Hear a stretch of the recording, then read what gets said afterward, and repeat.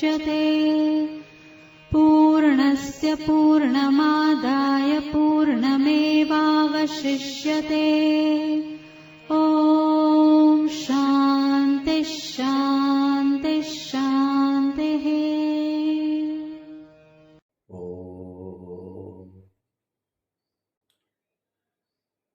श्रीचक्राङ्कितबिन्दुमध्यनिलयां पीताम्बरालङ्कृतां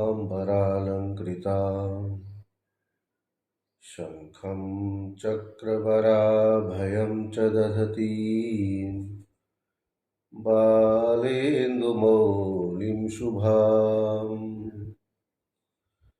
सिंहस्योपरि संस्थितां त्रिनयनां मूकासुरच्छेदिनीं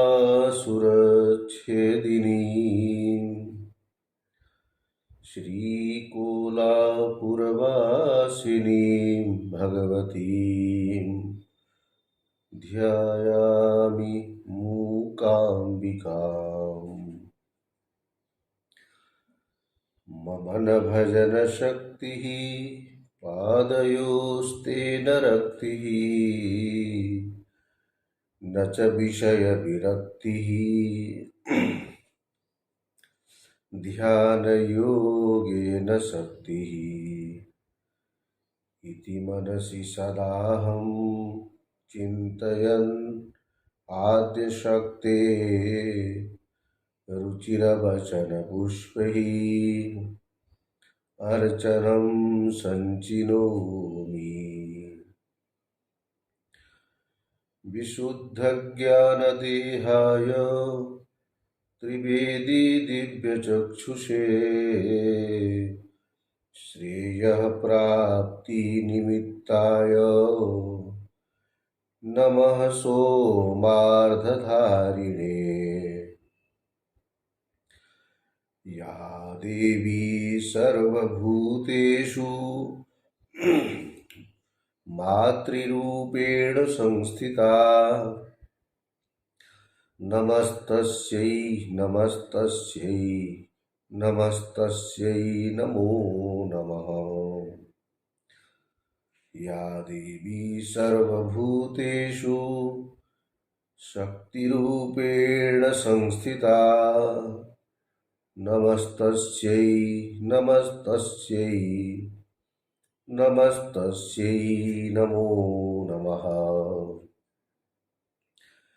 या देवी सर्वभूतेषु शक्तिरूपेण संस्थिता नमस्तस्यै नमस्तस्यै नमस्तस्यै नमो नमः।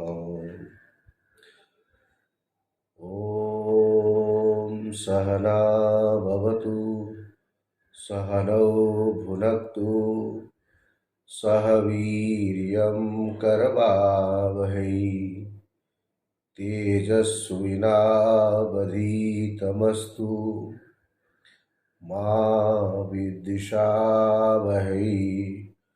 ॐ शान्तिः शान्तिः शान्तिः। शङ्करं शङ्कराचार्यं केशवं बादरायणं सूत्रभाष्यकृतौ वन्दे भगवन्तौ पुनः पुनः। ईश्वरो गुरुरात्मेति मूर्तिभेदविभागिने व्योमवद्व्याप्तदेहाय दक्षिणामूर्तये नमः। ॐ शान्तिः शान्तिः शान्तिः।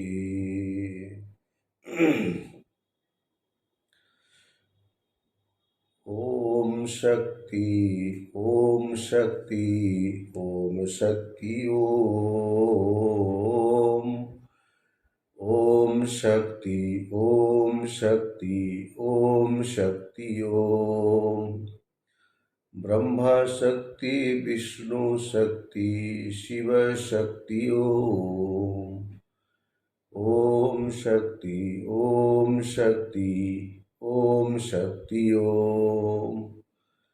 ब्रह्मा शक्ति विष्णु शक्ति शिव शक्ति ओम। राधा शक्ति सीता शक्ति दुर्गा शक्ति ओम। राधा शक्ति सीता शक्ति दुर्गा शक्ति ओम। ओम शक्ति ओम शक्ति ओम शक्ति ओम।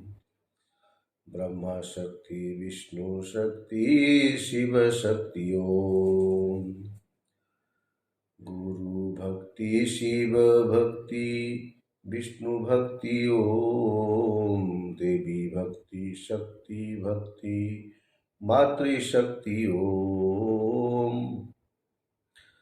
देवी भक्ति मातृभक्ति शक्ति भक्ति ओम। ओम शक्ति ओम शक्ति ओम शक्ति ओम। ब्रह्मा शक्ति विष्णु शक्ति शिव शक्ति ओम।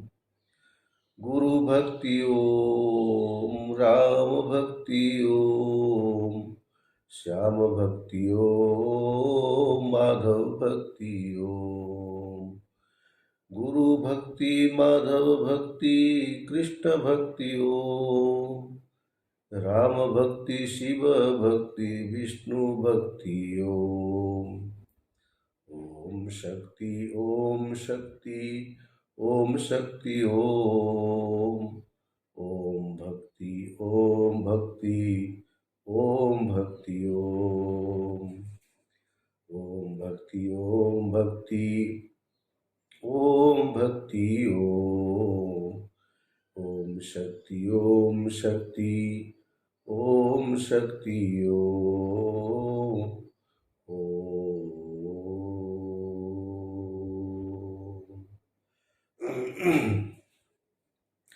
प्रेम से बोलिए बाबुलनाथ महादेव की जय।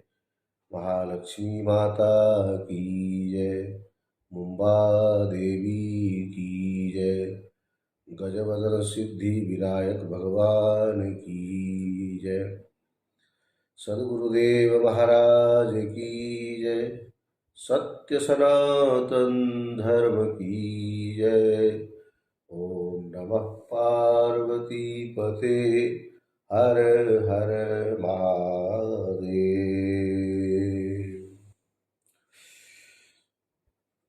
प्रारंभ में मंगलाचरण पूर्वक थोड़े से भगवान नाम संकीर्तन सब करके 5-7 मिनट निकल जाते हैं। ये एक बहुत इम्पोर्टेंट चीज़ है, इसलिए करना ज़रूरी होता है। आप लोग भी समझना, एक मांगलिक कार्य है, प्रारंभ में कर लेना अच्छा रहता है। अब हमने भगवान नाम संकीर्तन के द्वारा वाणी को भी पवित्र कर लिया, मन भी अब परमात्मा की तरफ लग गया। अब देवी भागवत के माध्यम से श्री प्रेमपुरी आश्रम द्वारा आयोजित इस दैनिक सत्संग में जो आप लोग दत्तचित्त होकर मनोयोग पूर्वक श्रद्धावनत होकर भक्ति पूर्वक माता रानी जो साक्षात साम्राज्ञी हैं, ऐसे हम सब के अंतरात्मा के रूप में विराजमान उस मातृशक्ति भगवती के चरित्र श्रवण कर रहे हैं देवी भागवत के माध्यम से। इस बात को भी दोहराने में कोई अतिशयोक्ति नहीं। कोरोना के इस संकट काल में हम सब के अंदर ये जो वाणी निकल रही ना, वाणी निकलना, श्वास लेना, भांग में मनसी प्रतिष्ठिता मनो में वाची प्रतिष्ठितम। लेकिन ये सब किससे है? तो प्राण बंधनम ही सौम्य मन। हे सौम्य, यह मन प्राण से बंधा हुआ है। मन और प्राण का बड़ा संबंध है आपस में।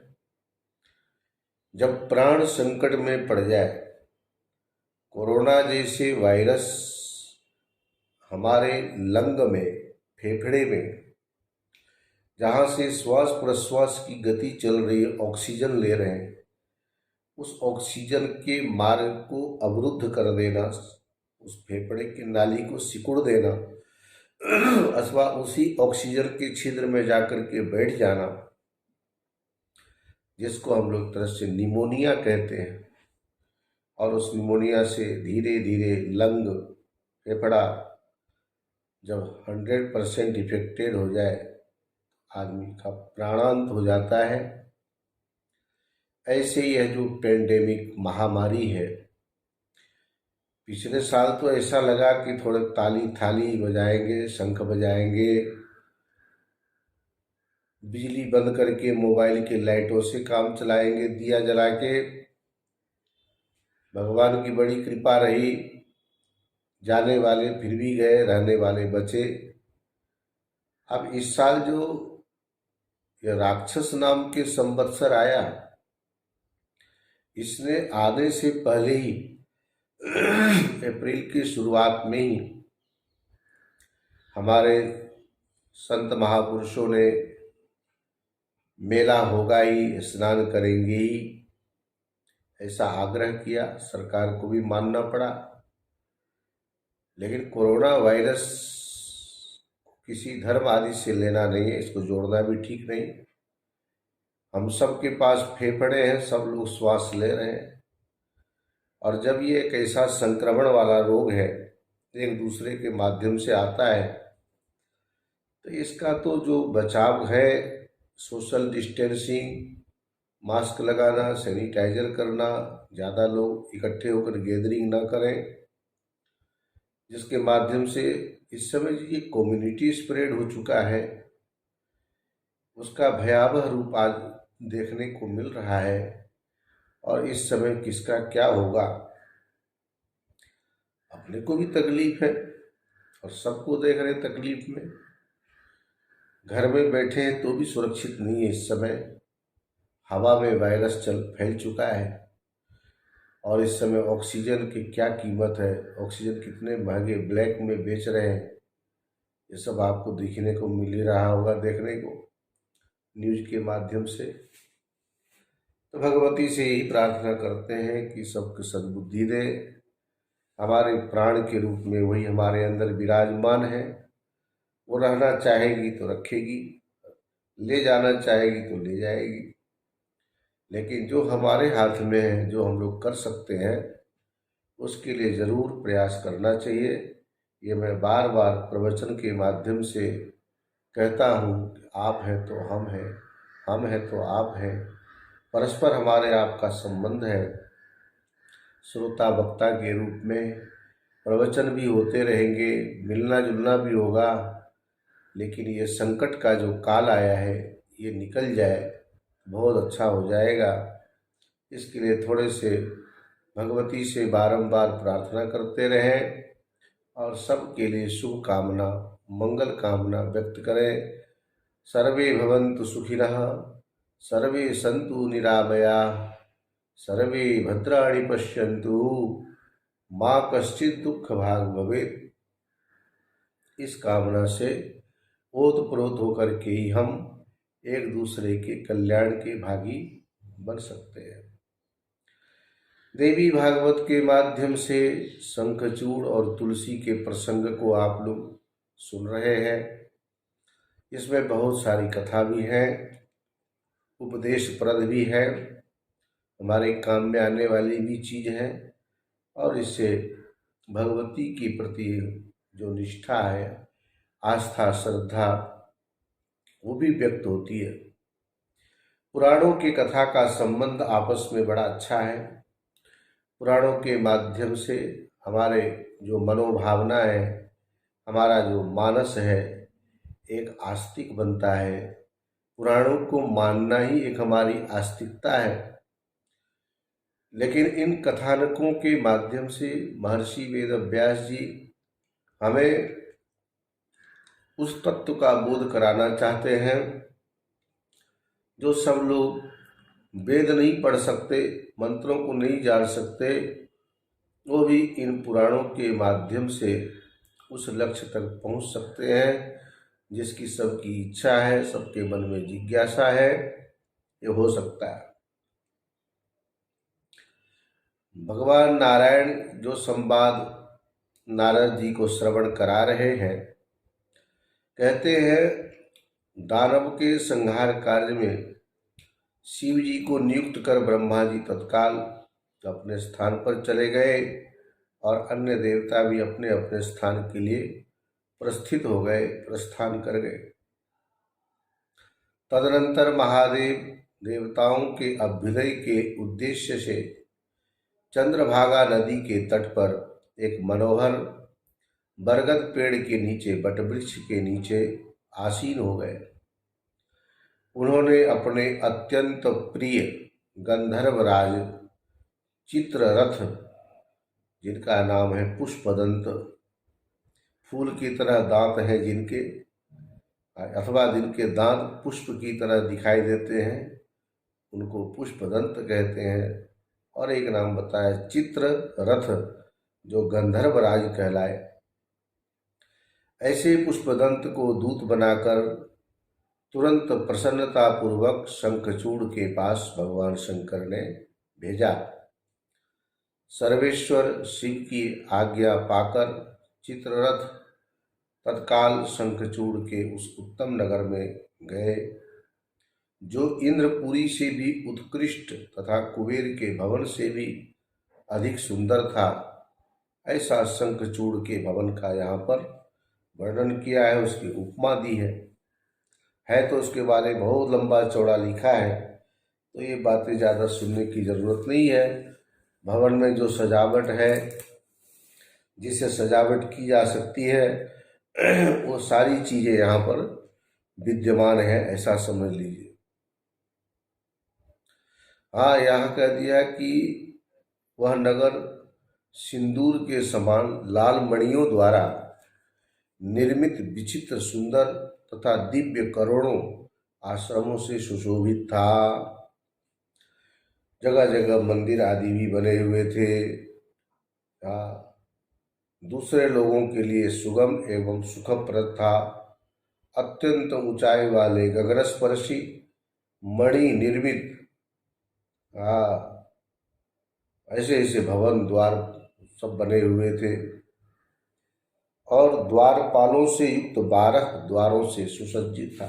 12 दरवाजे थे वहाँ। तो उसे देखकर पुष्पदंत ने एक दूसरा प्रधान द्वार देखा। उस द्वार पर सुरक्षा हेतु नियुक्त एक पुरुष हाथ में त्रिशूल धारण किए हुए मुस्कुराता हुआ स्थित था। पुष्पदंत ने उस पीली आंख वाले तथा ताम्रवर्ण के शरीर वाले उस भयंकर पुरुष से सारी बातें बताई और फिर उसकी आज्ञा से वो आगे बढ़ा। उस द्वार को पार करके वो भीतर चला गया। यह युद्ध का संदेश देने वाला दूत है, यह जानकर कोई उसे रोकता भी नहीं था। भीतरी द्वार पर पहुंचकर उसने द्वारपाल से युद्ध का संपूर्ण वृत्तांत बताया और कहा कि राजा को ये बात बतला दो, इसमें विलंब मत करो। उस द्वारपाल से ऐसा कहकर वह पुष्पदंत स्वयं कहा कि मुझे जाने दो, जाने के लिए बोला। वहां जाकर उसने राजमंडली के मध्य में स्वर्ण के सिंहासन पर बैठे हुए परम मनोहर शंखचूड़ को देखा। उस दिव्य सिंहासन से सर्वोत्तम मणियां जड़ी हुई थी। सिंहासन में रत्नमय दंडों से युक्त था। ऐसे सुंदर राजगद्दी पर बैठे हुए उच्च कोटि के फूलों से सदा सुशोभित था। एक सेवक शंखचूड़ के सिर के ऊपर स्वर्ण का मनोहर छत्र लगाए खड़ा था। सुंदर तथा श्वेत चमर डुलाते हुए पार्षदगण उसकी सेवा में संलग्न थे। इस प्रकार से चंदन के लेप किए हुए, सुंदर माला पहने हुए, सुंदर महीन वस्त्र धारण कर, ऐसे सुंदर वेश में करीब 3 करोड़ दानवों से घिरा हुआ वह शंखचूड़ वहां विराजमान था। 3 करोड़ बता रहे, आप कल्पना कीजिए कितने थे। और इधर उधर घूमने वाले तो सैकड़ों करोड़ थे अलग से। तो शतकोटि माल्येन लेपनम सूक्ष्मम सुवस्त्रम दधतम मुने दानवेंद्र परिवृतम सुवेशिश्च त्रिकोटि भी। ये 3 करोड़ और कहा शतकोटि भी अन्यश्च भ्रमद भी अस्त्रपाणी भी, हाथ में हथियार सब लेकर के इधर उधर घूमने वाले सैकड़ों करोड़ों में ये अलग से थे। इस प्रकार के उस शंखचूड़ को देखकर परम विस्मय आश्चर्य को प्राप्त पुष्पदंत ने शंकर जी के द्वारा जो युद्ध विषयक समाचार था उसे बताना आरंभ किया। पुष्पदंत उवाच, बोले कि राजेंद्र शिवभृत्योहम पुष्पदंताभिध प्रभु। हे राजेंद्र, हे प्रभु, मैं शंकर जी का सेवक हूँ, मेरा नाम पुष्पदंत है। शंकर जी ने जो कुछ कहा है मैं वही कह रहा हूँ, आप सुनिए। अब आप देवताओं का राज्य तथा अधिकार लौटा दीजिए, क्योंकि वे देवता देवेश श्रेष्ठ श्री हरि के शरण में गए थे। उन श्री हरि ने अपना त्रिशूल देकर आपके विनाशार्थ शिव जी को भेजा है। वे त्रिलोचन शिव इस समय भद्रशिला नदी के तट पर, जो चंद्रभागा नदी के तट पर बटवृक्ष के नीचे विराजमान है। अतः आप उन देवताओं का जो राज्य है लौटा दीजिए अथवा युद्ध कीजिए। अब आप मुझे यह भी बता दीजिए कि मैं शिव जी के पास जाकर उनसे क्या कहूँ।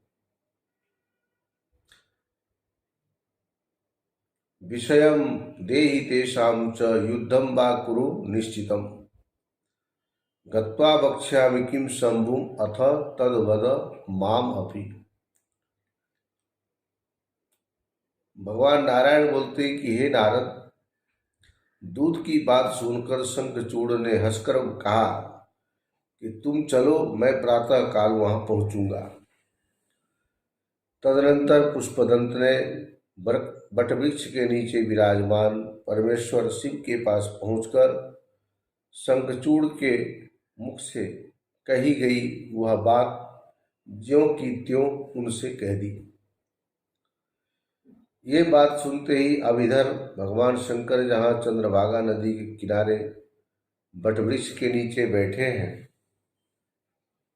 इतने में देखते वहां आ गए ये सब।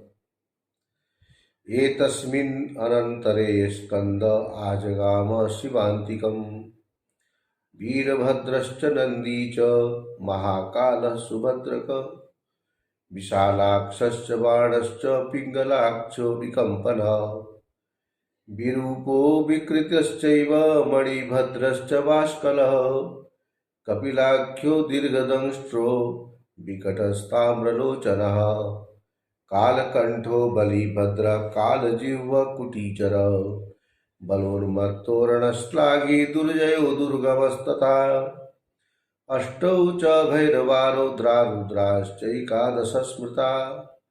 ये सब बहुत सारे लोग आ गए, कितने के नाम गिनाए। श्लोक मैंने बोल दिया, आपको अर्थ समझ में आ गया तो समझ लीजिए। मुख्य रूप से कार्तिकेय जी आए, वीरभद्र, नंदी, महाकाल और बाकी जितने भी गण हैं शंकर जी के, 8 भैरव, 11 रुद्र, 8 वसु, 12 आदित्य, ये सब भी आए। अग्नि, चंद्रमा, विश्वकर्मा, दोनों अश्विनी कुमार, कुबेर, यमराज, जयंत, नलकुवर, वायु, वरुण, बुध, मंगल, धर्म, शनि, ईशान ओजस्वी कामदेव भी आ गए। सब के सब शंकर जी की सहायता करने के लिए आए।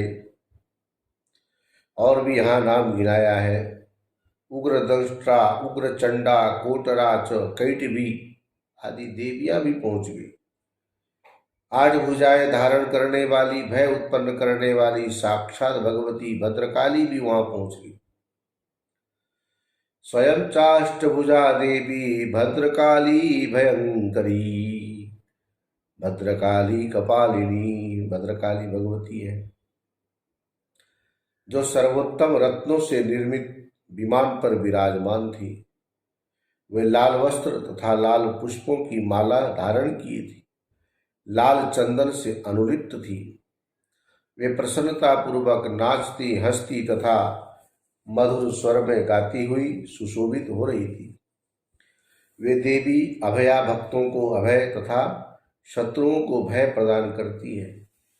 वे योजन भर लंबी तथा लपलपाती हुई भयंकर जीव, शंख चक्र गदा पद्म खड्ग ढाल धनुष बाण, 1 योजन विस्तृत वर्तुलाकार गंभीर खप्पर, आकाश को छूता हुआ विशाल त्रिशूल, 1 योजन लंबी शक्ति मुदगर, मुसल, वज्र खेटक, प्रकाशमान फलक, वैष्णवास्त्र, वारुणास्त्र, आग्नेयास्त्र, नागपाश, नारायण अस्त्र, गंधर्व अस्त्र, ब्रह्मास्त्र, गरुड़ अस्त्र, पर्जन्य अस्त्र, पाशुपत अस्त्र, जिम्भण अस्त्र, पर्वत अस्त्र, माहेश्वर अस्त्र तथा वायव्यस्त्र, सम्मोहन दंड, दिव्य अमोघ अस्त्र आदि सैकड़ों अस्त्र धारण कर 3 करोड़ योगिनियों और 3 करोड़ भयंकर डाकिनी शाकिनी बोलते ना, ये सब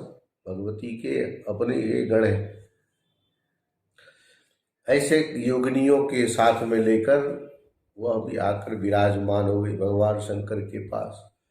अब इससे आप कल्पना कीजिए, शंखचूड़ के पास जहाँ पर अस्त्र शस्त्र धारण किए हुए सैकड़ों करोड़ अस्त्रधारी घूमते हुए दिखाई दिए थे पुष्पदंत को, अब 3 करोड़ तो करीब दरबार के अंदर ही थे। कितनी संख्या में, लेकिन भगवान शंकर के पास तो अपार सामर्थ्य है। यहाँ भद्रकाली ही 3-3 करोड़ योगिनी और डाकिनी लेके पहुंच गई, बाकी की तो अभी गिनती है ही नहीं।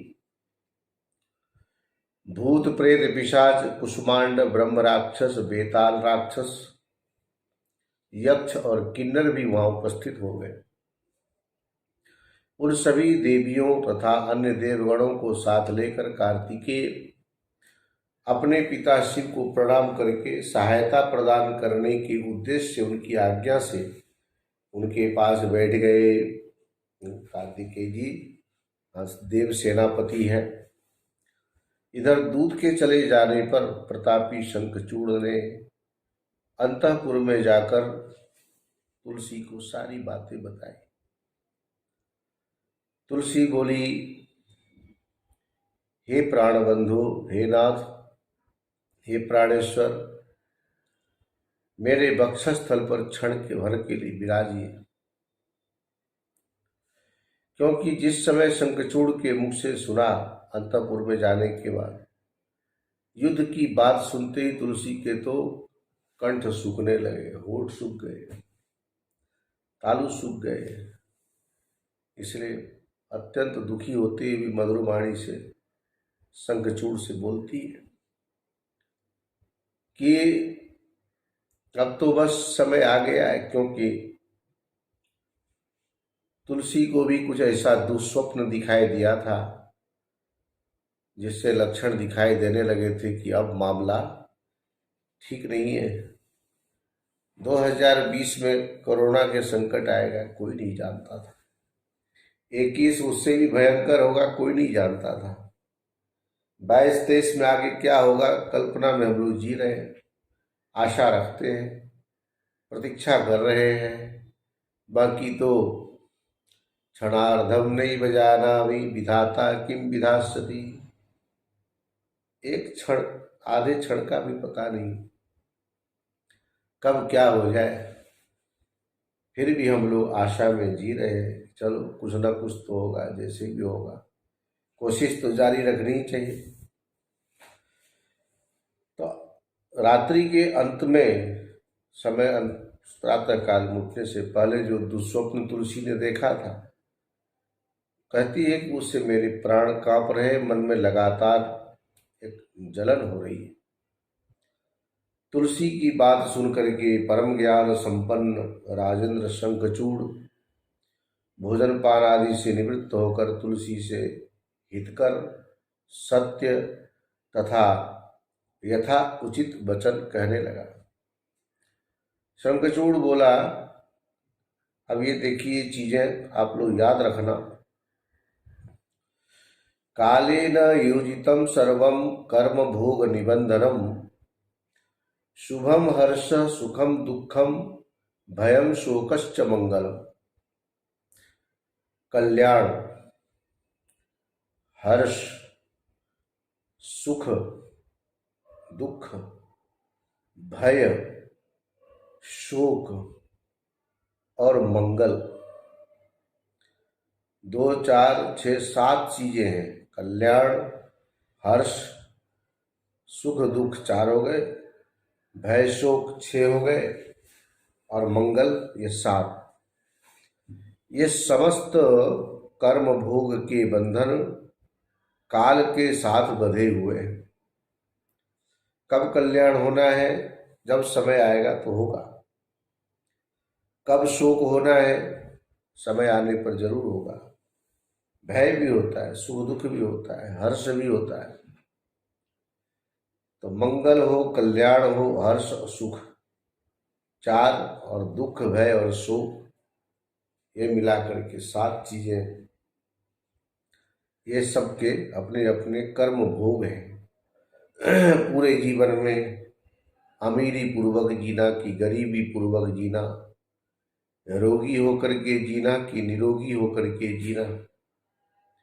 एक बीमारी ठीक होती नहीं, दूसरी बीमारी शुरू हो जाती है, या पहले वाली बीमारी ठीक होते होते दूसरी बीमारी पनप जाती है। आशा रहती है कि बीमारी ठीक हो जाएगी तो मेरा समय ठीक होगा, लेकिन कुछ नहीं कहा जाता। काले भवन्ति वृक्षाश्च स्कंदवन्तश्च कालतः क्रमेण पुष्पवन्तश्च फलवन्तश्च कालतः। समय से ही वृक्ष उगते हैं। हम बीज को बो देते हैं, लेकिन उसका एक समय है। एक आपको स्प्राउट मूंग भी खाना है घर में, तो आज शाम को भिगाओ, कल सवेरे छान करके कपड़े में बांध दो, किसी बर्तन में हौटके शादी में ढक के रख दो, बीच बीच में थोड़ा पानी के छिड़काव करते रहो। तो आज रात से भिगाया, सवेरे छान के बांधा, आज पूरे दिन रात, कल सवेरे, इस हिसाब से कम ये 48 घंटे, इससे लेके 50 घंटे के बीच में जो प्रोसेसिंग चली है, उसके हिसाब से उस मूंग में अंकुर आया। खेत में हम लोग गेहूं बोते हैं, धान बोते हैं, किसान छिड़क कर बोकर आ जाता है, मिट्टी से ढक देते हैं। कितने मिट्टी ढकना है, कितने गहराई तक ढकना है, सबका एक अपना अनुपात है। किसी पेड़ के वृक्ष को लगाना है। हमारे गुड़गांव में एक मंगोलिया अपार्टमेंट में देखा, गार्डन है बहुत अच्छा घूमने के लिए। हमारे एक हैं अपने चावला परिवार जी, बड़े अच्छे लोग हैं, उनके साथ घूमने जाता था सवेरे सवेरे। तो हमने पूछा कि सोसाइटी को बने हुए कितने साल हुए, तो जो समय बताया उससे भी पहले के पुराने पुराने पेड़ लगे और बड़े लाइन से क्रम से।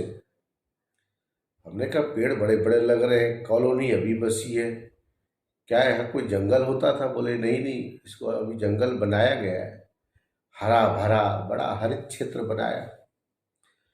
जब उन्होंने सारी बातें बताई तो बड़ा आश्चर्य हुआ सुनकर कि उस पेड़ को इतने नीचे से खोद करके मशीनों से ज्यों का त्यों जहाँ था वहाँ से ला करके और यहाँ रख दिया। न कोई पत्ते मुरझाए, ऐसा लगा कि बस वो पेड़ जहाँ थे वहाँ से चल करके अपने आप यहाँ आके खड़े हो गए हो, ऐसा दिखाई देता है। तो उस पेड़ को लगाने की एक अलग प्रोसेसिंग है। मकान को आजकल उठाया जाता है चारों तरफ से जैक मशीन लगा करके, गुजरात में हमने ऐसा देखा है। तो ऐसी ऐसी चीजें आ गई, पोर्टेबल हाउस। और एक तो वो कैरावन लेके चलते यूके आदि में, गाड़ी के अंदर ही महीनों महीनों की यात्रा के लिए निकलते हैं, अंदर ही बाथरूम, सोने का, खाना बनाने का सब सिस्टम रहता है। उनके जगह जगह पार्किंग पॉइंट बने हैं, वहाँ रुकते हैं और इस तरह से भी लोग यात्रा करते हैं। तो किसी भी चीज में, चाहे वो खेती की बात हो, पेड़ पौधे लगाने की बात हो, सबकी एक अपना नियत समय है, एक उसका सिस्टम है, उसके अनुरूप आपको चलना पड़ता है। यदि आपको धनिया पत्ता, अदरक और पुदीना पत्ता डाल के चटनी बनानी है और अच्छा स्वादिष्ट बनाना है, तो पुदीना के पत्ते की मात्रा बहुत हिसाब से डालना चाहिए। ज़्यादा पड़ गया तो उस चटनी में कड़वाहट आना स्वाभाविक है। ये सब छोटी छोटी बातें हैं। तो भोजन की बात हो, कपड़े पहनने की, सिलने की, चादर बनाने की, बेडशीट बनाने की, बेड बनाने के, सोफा बनाने की, उस सिस्टम के अनुरूप हमें चलना पड़ता है। उसमें कुछ फेरबदल नहीं हो सकता। तो काले भवन्ति वृक्षाश्च स्कंदवन्तश्च कालतः, क्रमेण पुष्पवन्तश्च फलवन्तश्च कालतः। तो समय से ही वृक्ष उगते हैं और समय से ही उनमें शाखाएं निकलती हैं और फिर क्रमशः पुष्प तथा फल भी उनमें फलानुसार ही लगते हैं। तत्पश्चात उन वृक्षों के फल भी समय से ही पकते हैं और अंत में फलयुक्त हुए सभी वृक्ष समयानुसार नष्ट भी हो जाते हैं। ये अंत में फलयुक्त हुए सभी वृक्ष क्या होता है, समय के अनुसार नष्ट भी हो जाते हैं, उसको कोई बचा नहीं सकता। तो काले भवन्ति वृक्षाश्च स्कंदवन्तश्च कालतः, क्रमेण पुष्पवन्तश्च फलवन्तश्च कालतः, तेषां फलानि पक्वानि प्रभवन्त्येव कालतः, ते सर्वे फलिता काले पातम यान्ति च कालतः। ये है सबका समय।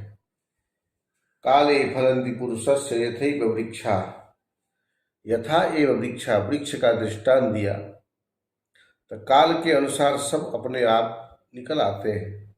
वृक्ष का उगना, शाखाएं निकलना, फिर क्रमशः पुष्प होना, फल लगना, काल के अनुसार ही लगते हैं सब।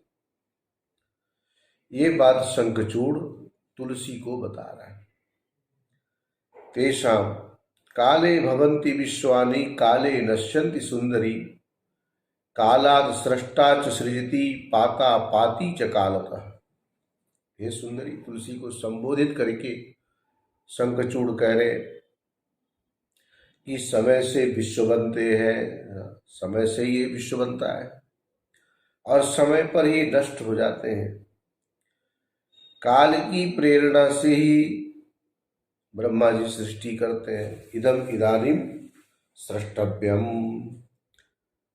उसी प्रकार से काल के अनुरूप ही भगवान विष्णु सृष्टि का पालन करते हैं। इदम इदानीम पालयितव्यम, और भगवान शंकर इदम इदानीम संहर्तव्यम, संहर्ता संहरेत काले, क्रमेण संचरन्ति ते ब्रह्म विष्णु शिवादीनाम ईश्वरः प्रकृतिः परा। तो ये सब क्रमशः काल के अनुसार ही अपने अपने कार्य में नियुक्त होते हैं। हमारे मृत्यु लोक में भी, चाहे वो प्रेसिडेंटल अथवा आपके पार्लियामेंटल जो भी सिस्टम है, संसदीय कार्य प्रणाली, राष्ट्रपति की व्यवस्था, कब तक प्रेसिडेंट का समय होगा, हम लोग तो अंदाज लगाते हैं 3 साल हो गए, 4 साल हो गए, लेकिन उनको किस डेट को चुनाव होना है अपने आप घोषणा होती है, अरे हो गए इनको 4 साल 5 साल, ऐसे निकल जाता है समय फटाफट। ऐसे काल के नियंत्रण में हम सब बंधे हुए हैं। शंखचूड़ तुलसी को इस तरह से बड़े ही सुंदर ज्ञान की बात बता रहे। सृष्टा पाता च संहर्ता च स चात्मा कालनर्तकः काले स एव प्रकृतिम स्वाभिन्नाम स्वेच्छया प्रभु। तो जो ब्रह्मा विष्णु आदि देवताओं की नियामिका वे परा प्रकृति ही है, वही परमेश्वर सृष्टि रक्षा तथा संहार करने वाला है, और वही परमात्मा काल को नचाने वाला है।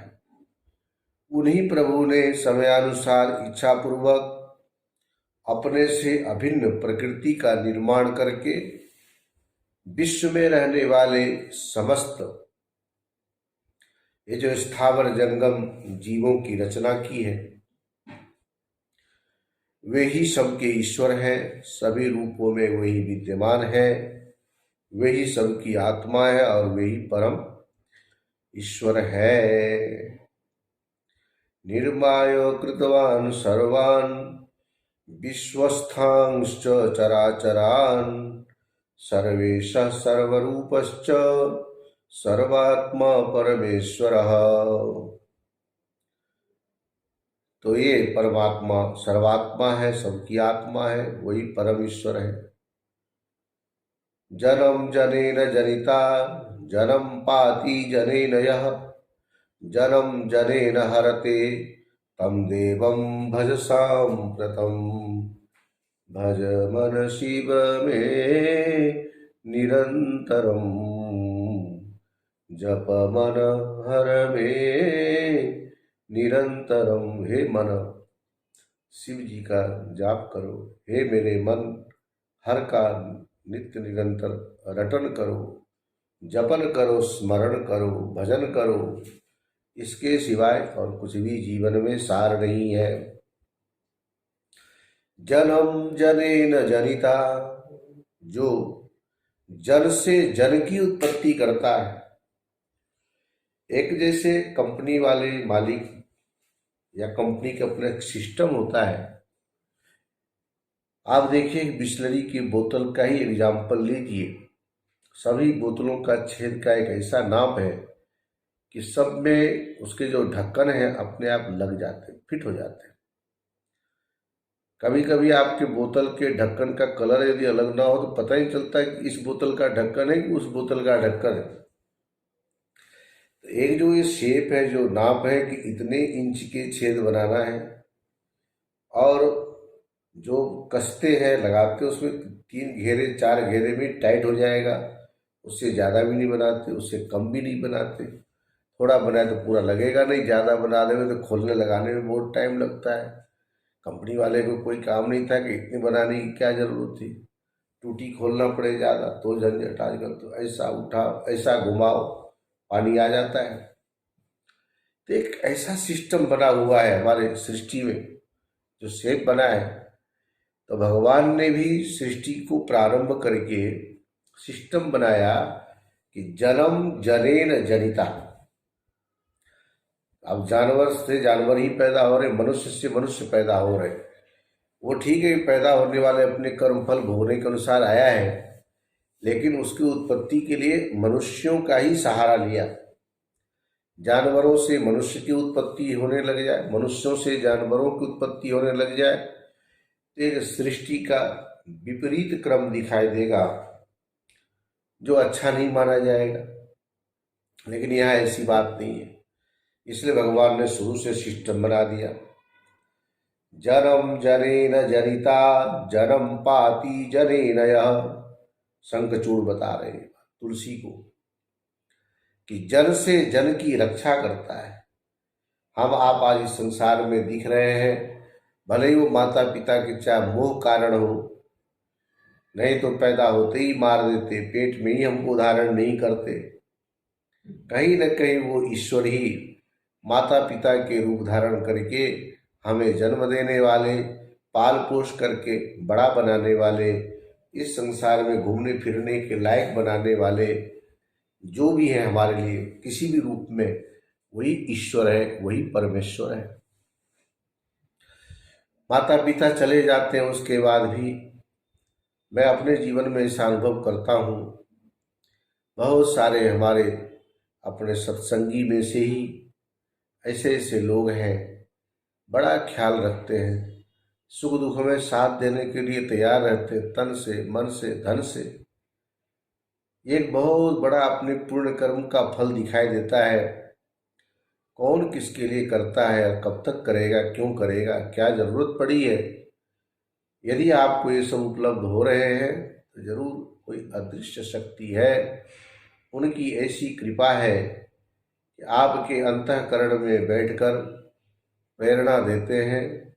और उस प्रेरणा का फल ये है कि आप हमारे लिए ईश्वर के रूप में सहायक बनकर के सामने खड़े होते हैं। हमारे अपने कर्म अच्छे हैं तो वह ईश्वर ही आपको निमित्त बना करके आपके माध्यम से वो स्वयं परमेश्वर सामने खड़े हो जाते हैं। उस समय प्रभु को जितनी भी दुहाई दी जाए, जितनी भी उनकी प्रार्थना विनती की जाए, वो अपर्याप्त है, बहुत कम है। लेकिन बार बार उनको धन्यवाद देना चाहिए, कभी नहीं भूलना चाहिए। हम लोग भले ही थोड़ी देर के लिए भूल भी जाते हैं या हमेशा के लिए भी भूल सकते हैं, लेकिन ईश्वर के रूप में आप सबों के अंदर बैठे वो परमात्मा मेरा जो हमेशा ख्याल रखता है, ऐसे ईश्वर को जितने भी प्रार्थना विनती करें, प्रणाम करें, वो कम है। लेकिन कैसे सृष्टि का नियम चलता है, हमारे एक दूसरे के आपस में सहयोगी बनकर आप ही हमारे रक्षक भी बन जाते हो। कोई शत्रु बन जाए, जानलेवा करने बनने वाला हो जाए, तो वही हमारे लिए एक मरण के समान भी होगा। जन्म जनेन जनिता जन्म पाति जनेन यः जन्म जनेन हरते तम देवम भज सांप्रतम। जन से जन का संहार करता है, उन्हीं प्रभु की अब तुम उपासना करो। शंखचूड़ बहुत बड़े ज्ञान की बात बता रहे तुलसी को, ऐसे ईश्वर का भजन करो, उसी से तुम्हारा उद्धार होगा, बेड़ा पार होगा। यस्याज्ञया वाति वातः शीघ्रगामी च सांप्रतम यस्याज्ञया च तपनस्तपत्येव यथाक्षणम।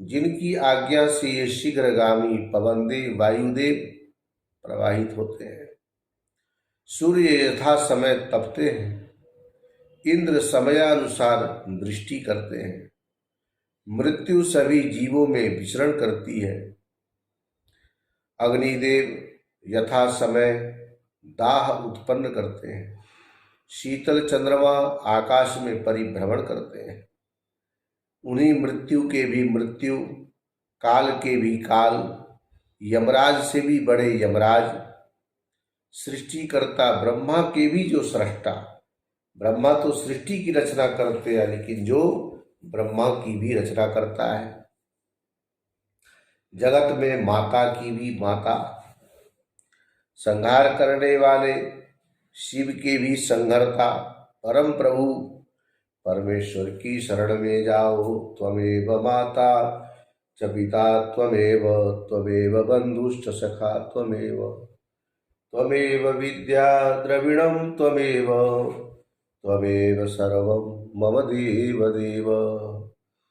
ये भावना होनी चाहिए। यथा क्षणं वर्षतीन्द्रो मृत्युश्चरति जंतुषु यथा क्षणं दहति अग्निश्चंद्रो भ्रमति शीतवान्। मृत्युर्मृत्युं कालकालं यमस्य च यमं परं विभुं स्रष्टुश्च स्रष्टारं मातुश्च मातृकं भवे। अरे भाई, अहम को वा च त्वं का वा विधिना योजितः पुरा त्वया सार्धं कर्मणा च पुनस्तेन वियोजितः। ये बड़े ज्ञान की बात है। शंखचूड़ बोलता है तुलसी से, मैं कौन हूँ, और तुम कौन हो? ब्रह्मा ने पहले मुझे तुम्हारे साथ संयुक्त कर दिया, मिला दिया आपस में, फिर उन्हीं के द्वारा कर्म के अनुसार वियुक्त भी कर दिया जाऊंगा, अर्थात तुमसे अलग कर दिया जाऊंगा। कि अलग करने वाला, जोड़ने वाला, संयोग कराने वाला, वियोग कराने वाला कोई और है। हम लोग अपने अपने कर्म फल के अनुसार आपस में जुड़ते हैं। जुड़ते समय तो बड़ा अच्छा लगता है, लेकिन बिछुड़ते समय हम बड़े चिंतित होते हैं, ये कैसे हो गया। जब संयोग होता है, संयुक्त हुआ, तब कभी आपके मन में आया कि ऐसा क्यों होता है? तब तो नहीं हुआ। अहम को वाच त्वं काव विधि न योजितः पुरा त्वया सार्धं कर्मण च पुनस्ते न वियोजितः। कितने बड़े ज्ञान की बात है। शोक तथा विपत्ति में अज्ञानी मनुष्य भयभीत होता है। शोक और विपत्ति में हम लोग भयभीत हो जाते हैं, लेकिन जो विद्वान है, समझदार है, वह जानते हैं कि इस प्रकार ये मनुष्य काल चक्र के क्रम से सुख तथा दुख में भ्रमण करता रहता है। जैसा जैसा कर्म फल के उपभोग का समय आता है, उसके अनुसार हम सबको भोगना पड़ता है। इसलिए शंखचूड़ तुलसी को सावधानी पूर्वक बता रहे हैं कि अब तुम निश्चय ही सर्वेश्वर भगवान नारायण को पति रूप में प्राप्त करोगी, क्योंकि जिनके लिए तुमने पूर्व काल में बद्रिक आश्रम में रहकर तप किया था, तपस्या तथा ब्रह्मा जी के वरदान से तुम मुझे प्राप्त हुई हो।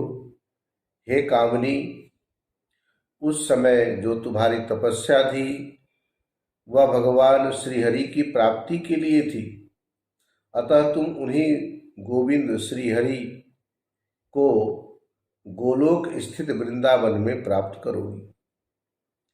मैं भी अपना यह दानव शरीर त्याग कर उसी लोक में चलूंगा, तब वहीं पर तुम मुझे देखोगी और मैं तुम्हें देखूंगा।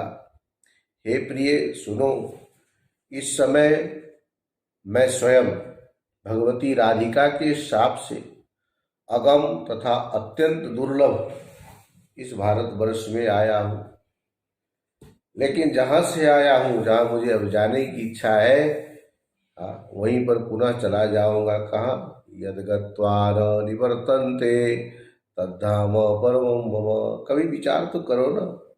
हम लोग आज यहाँ मुंबई में रहते हैं, दिल्ली में, हरिद्वार में, बनारस में, वृंदावन में, या अमेरिका, इंग्लैंड, ऑस्ट्रेलिया, कनाडा में, क्या सोचते हैं मन में? अरे यही सब कुछ है, जबकि ऐसा कुछ नहीं, न पहले था न आगे इसमें हम रहने वाले हैं। कर्म के अनुसार आए हैं, आपस में हम सब जुड़े हैं। समय आएगा फिर छोड़ के जाना पड़ेगा। इसलिए इसमें मेरे लिए शोक क्या। तुम भी शीघ्र ही इस शरीर का त्याग करके दिव्य रूप धारण करके उन्हें श्रीहरि को पति के रूप में प्राप्त करोगी, अतः दुखी मत हो। पुनर्यास्यामि तत्रैव कः शोको मे शृणु प्रिये त्वं च देहं परित्यज्य दिव्य रूपं विधाय च तत्कालं प्राप्स्यसि हरिं मा कान्ते कातरा भव इत्युक्त्वा च दिनान्ते च तया सार्धं मनोहरम्। यह कहकर वह शंखचूड़ सायंकाल होने पर उस तुलसी के साथ पुनः जैसा आम दिनों की तरह जीवन का समय चल रहा था, उसी तरह से कहा कि आज अंतिम दिन है, प्रारंभ दिन है। ये जो हम लोगों की एक बौद्धिक कल्पना है, बुद्धि की जो कल्पना है, उससे ऊपर उठ करके अब हमें सोचना पड़ेगा। पुरस्तां बोधयामास दिव्य ज्ञानेन ज्ञानवित् पुरा कृष्णेन यद्दत्तं भाण्डीरे त्वं तत्त्वमुत्तमम्।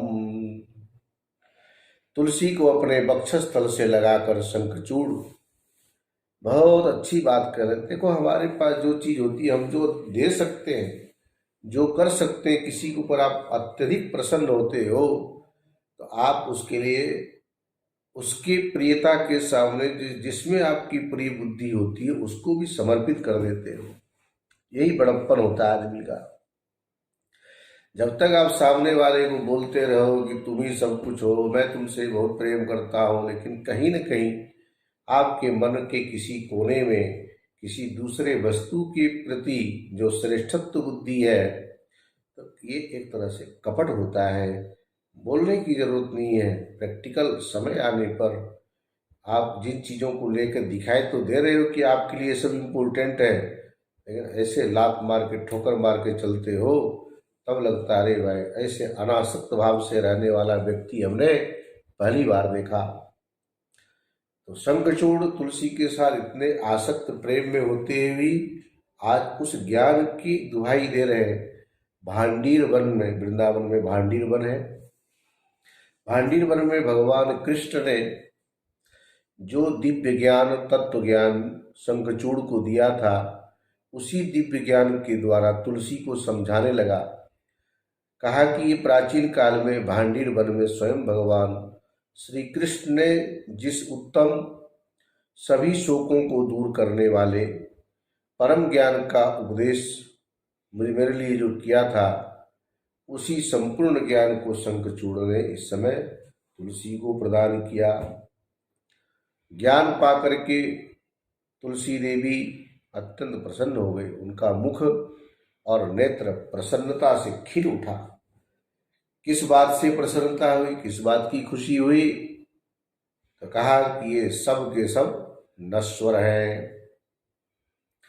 जब तक आपको नश्वर पदार्थ ईश्वर की तरह लगे, अनित्य पदार्थ नित्य की तरह लगे, अथवा अनित्यता समझ में ना आए और अनित्यता में नित्यता का भ्रम हो जाए, तब तक आपके चेहरे पर प्रसन्नता आ नहीं सकती। तब तक तो उसी में हमारा लगाव होता है, उसी को पाने के लिए हम तड़पते हैं। ऐसा मान करके जब सब कुछ नश्वर लगने लगा, तो वह तुलसी हर्षित हो गई, प्रसन्न हो गई। भांडीर वन में जो दिव्य ज्ञान भगवान कृष्ण ने दिया था शंखचूड़ को, शंखचूड़ ने वह ज्ञान तुलसी को दिया। ऐसे तुलसी और शंखचूड़ बड़े आनंद पूर्वक अपना समय व्यतीत कर रहे थे। लेकिन इधर पुष्पदंत को जो आश्वासन दिया था, पुष्पदंत ने कहा था कि अब शंकर जी के पास जाकर के मैं क्या संदेशा दूं। कहा था कि चिंता मत करो, मैं कल वहां आता हूं, आऊंगा, स्वयं आऊंगा। प्राणाधिकां च तां मेने राजा प्राणेश्वरीं सती, तो स्थितो सुख सुप्तो च तंद्रितो सुंदरो समो। पीछे आपने ध्यान दिया होगा, शंखचूड़ ने क्या कहा कि जहां से हम आए थे वहीं हमें जाना है। श्राप के कारण आज हमें इस दानव योनि में आना पड़ा है, और तुम्हें भी इस मृत्यु लोक में आना पड़ा। और तुमने तो बद्री का आश्रम में, बद्री वन में रह करके भगवान गोविंद को ही पति रूप में प्राप्त करने के लिए तुमने तप किया था, इसलिए वह इच्छा भी अब तुम्हारी पूरी होगी। इसलिए हम लोगों को अभी, हम कहाँ से आए इस बात का हम लोगों को शोक कम होता है। क्यों होता है कम?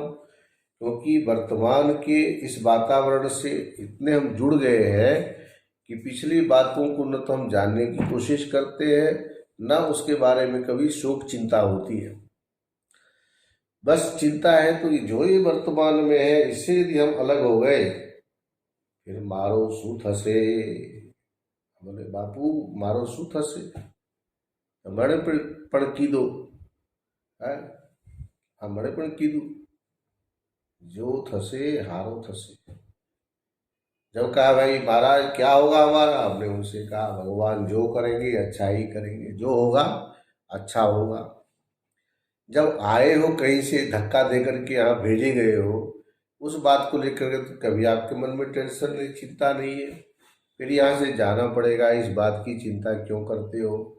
हाँ जरूर, वर्तमान में यदि आप अच्छी स्थिति में हो तो जरूर आपके कोई पुण्य कर्म है, उसके फल है।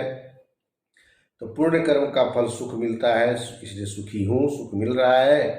अभी भी हम अच्छे पुण्य कर्म करेंगे, जो हम कर सकते हैं। वर्तमान के समय को कैसे व्यतीत करना है, इस तरह से आप अपना समय निकालिए।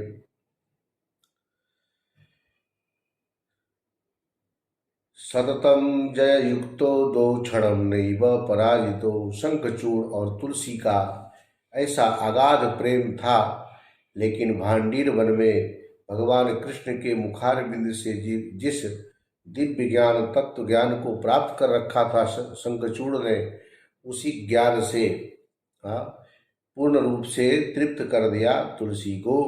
और इसलिए संसार के समस्त भोगों को भोगते हुए भी बड़े अनासक्त भाव से है।